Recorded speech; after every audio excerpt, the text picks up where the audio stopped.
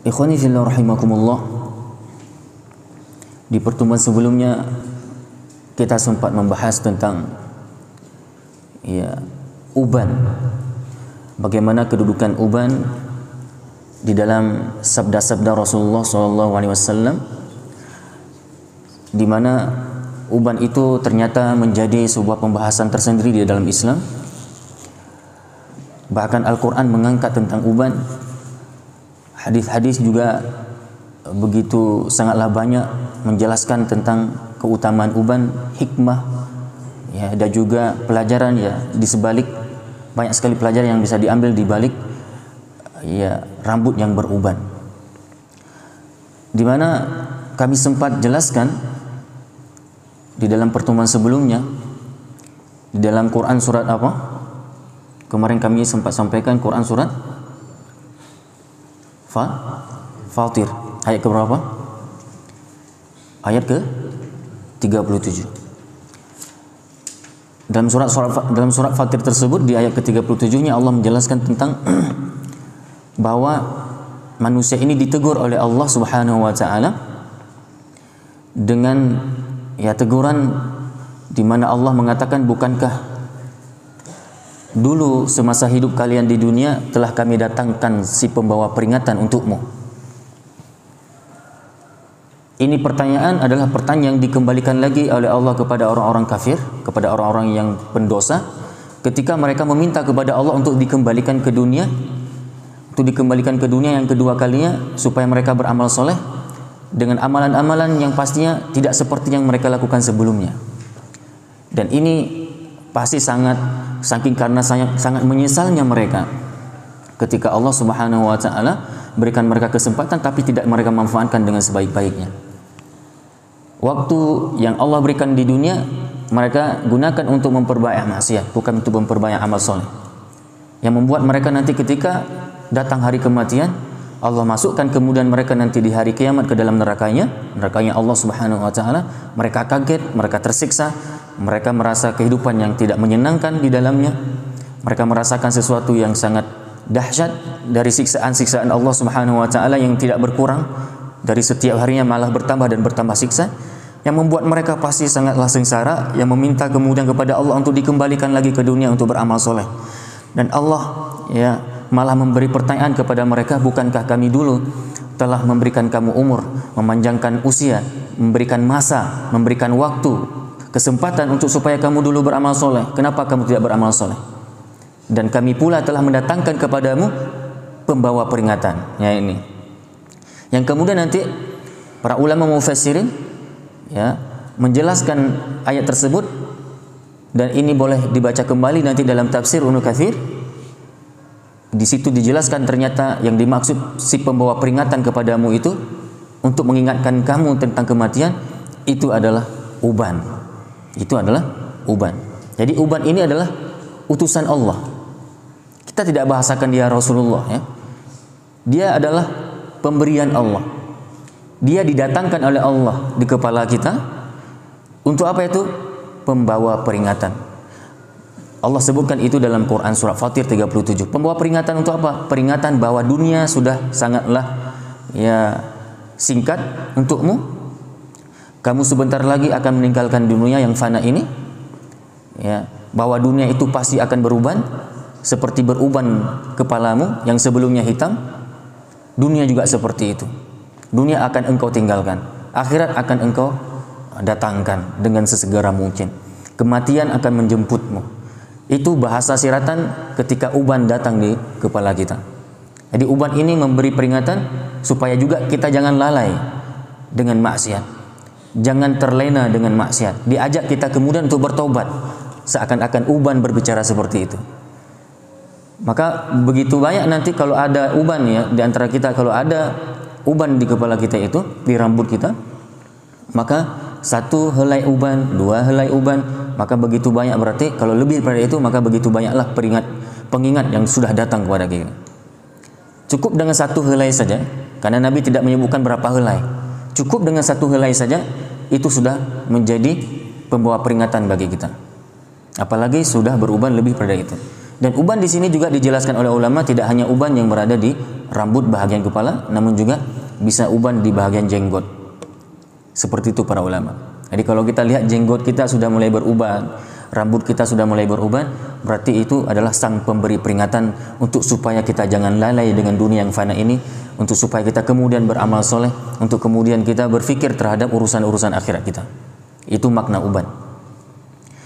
Di kesempatan kali ini coba kita lanjutkan pembahasan yang sama, yaitu kita coba sampaikan hadis dari Syuaib, dari Amr bin Syuaib, dari ayahnya, dari kakeknya, bahwa Rasulullah sallallahu alaihi wasallam bersabda, la tantifu syaiba ma min muslimin yashibu syaibatan fil Islam illa kanat lahu nurun yaumal qiyamah.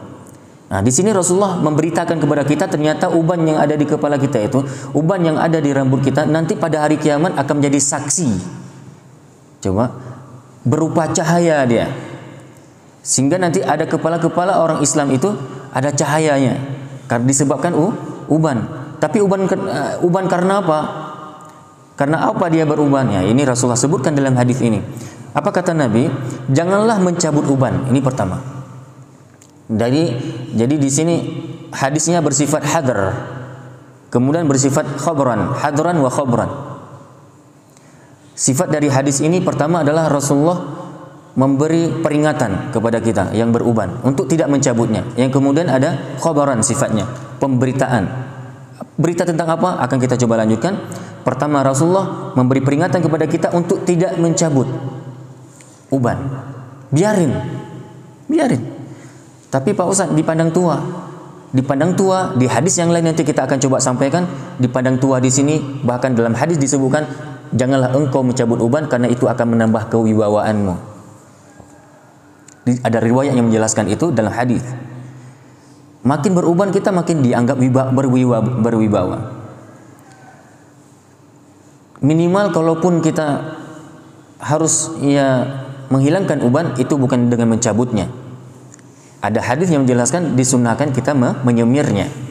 Yang penting kita tidak menyemirnya dengan warna hitam. Selain warna hitam, dibolehkan kita mewarnai rambut. Namun ingat, bukan untuk bergaya-gaya, bukan untuk alasan untuk meniru orang-orang kafir, bukan. Itu tasyabbuh bil kuffar, itu telah menyerupai orang kafir. Ya ini, dan itu dibolehkan supaya kita nampak gagah memang, supaya kita nampak memang juga masih muda, karena tampilan muda itu ada bagusnya, ada baiknya, terkhususnya ketika kita menghadapi para musuh. Jadi para sahabat yang sudah beruban ketika hendak berangkat berjihad, di antara mereka ada yang menyemir dulu rambutnya yang beruban tadi dengan warna salin warna hitam. Untuk apa? Supaya hati-hati musuh itu gentar melihat ternyata pasukan dari kaum muslim itu banyak anak muda, padahal ada yang tua.